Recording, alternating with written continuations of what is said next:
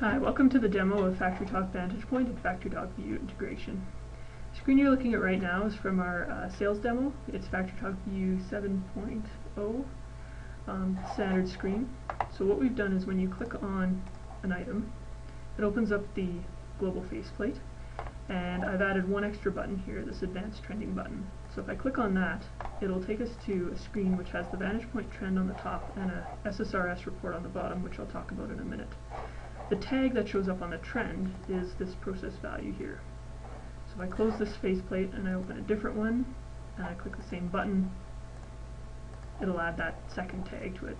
So you can see very quickly the operator could add 5 or 6 tags from a page, and then because it's Vantage Point, he can publish it, he can browse to other tags, do all the standard Vantage Point activities. So the big change we've made is this SSRS report on the bottom, and what this is it's actually tied to this time range. So if I pick a different time range, let's say last 2 weeks, the trend on the top changes. As well, it shows a report on the bottom. This report on the bottom is showing all your events that happened in this 2-week time range. So this chart is basically lined up the same as the time range on the trend, and these little tick marks indicate different events. So right now it's indicating with the red high, high, low, low, and trip alarms, with the tan, high and low alarms, with the blue, operator acknowledgements, and with the green, operator rights. And this table down here is just a tabular format of the same information. So as you can see, obviously when I mouse over, it shows me the timestamp and the details of the event. So you can start seeing when alarms came in, when the acknowledgements happened, and in what order. Since this is tied to the time frame of the trend, if the operator zooms in on a specific area, it will also update the report on the bottom, so you can drill into the area that you're interested in. So you can see this little cluster of events here and start seeing exactly what happened and why. When you're looking at these little tick marks, if you want to see exactly which tick mark it is, you can either scroll to it in the table or you can click on it and it'll jump you to that event. If you want to see exactly what, for example, this tag was doing, you can search for it in your alarms tag list.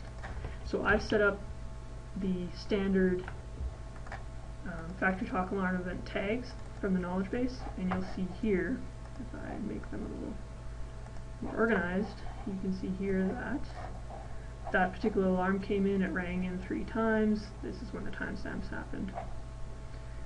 So this alarm is the LIT 218 alarm. This report right now is showing me all the events that happened, irrespective of equipment or anything. So if I just want to look at the 218, I can open up the SSRS filtering and I can look for 218 and hit view. And now it'll just show me events that have 218. So if that represents a particular equipment ID, now I'm just looking at reactor 2 information. Because this is SSRS, you can export to CSV, PDF, HTML, Excel, things like that if you want to do more analysis or send it to somebody. And you could also see in this filtering, you can manually change the time range, or you can also search by the details filter if you want. So if I go back to the last month of data, see there's quite a few different events. This report is great for showing you that sort of snapshot of what exactly happened for the last month and in what order, and what rang in and in what sequence, and what was maybe the root cause of a certain issue at a certain time. But sometimes engineers and plant managers are looking for a more high-level view, not just this exact scenario, but what usually happens when, for example, this alarm comes in. Well, if I click on this alarm, you can see it turns to a little hand, this CBG boiler fuel oil. It takes me to a different report. This is the analysis report, which shows you statistically what happens before and after the event. So you see I have my event owner here, which is that alarm I just clicked on, and in the last month, so the time range I selected, there's been about 20 or 30 times that alarm has rang in. And if I click on the little plus here, it shows me the information. So what it's actually doing, you'll see here it shows me the timestamp and then something called the minute offset. Well, it's basically showing me if the alarm came in at 6:59 p.m., 54 minutes before this alarm came in, as well as this other stuff. 11 minutes before the anchor event, this alarm came in. And you'll see it counts down from 60 minutes before to the event here. This is our anchor event, which happened at this time. And it also shows me what happened after the alarm or the event came in. So 1 minute after, 9 minutes after, and all the way up to 60. This chart here is showing me a graphical representation of these event offsets. So for each event, I'm figuring out what happened each minute before, during, and after. So you can see for this second occurrence, same information, what happened before, during, and after. And this chart is basically then showing me, well, statistically, if 0 is my anchor event, minus 60 is an hour before, plus 60 is an hour after, what happened.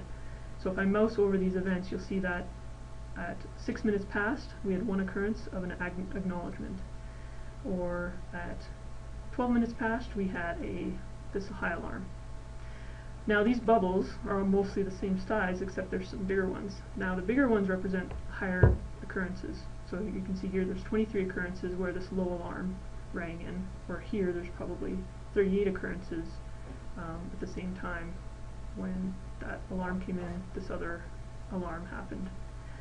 So what this can do now for managers or engineers is show you statistically if an alarm comes in, does another alarm usually happen before, or does the operator change a set point before or after an alarm and or event happens, does an operator then change a set point or acknowledge?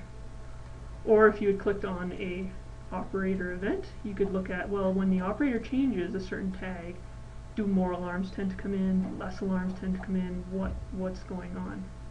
Right now, I'm grouping these events, as you can tell, by every minute.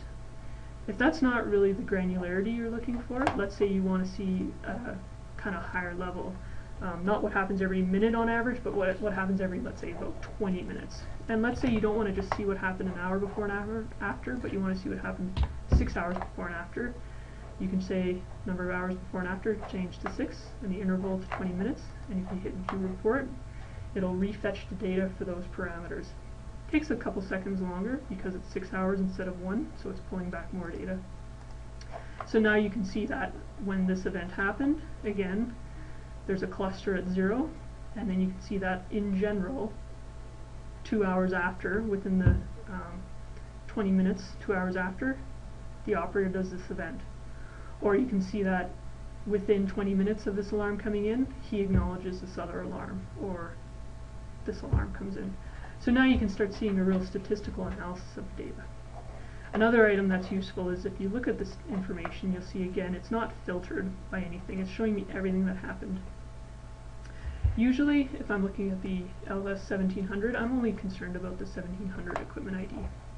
So again, if I change this to 1700, so I only view those events, and I hit view report again, it will filter just for the 1700 events.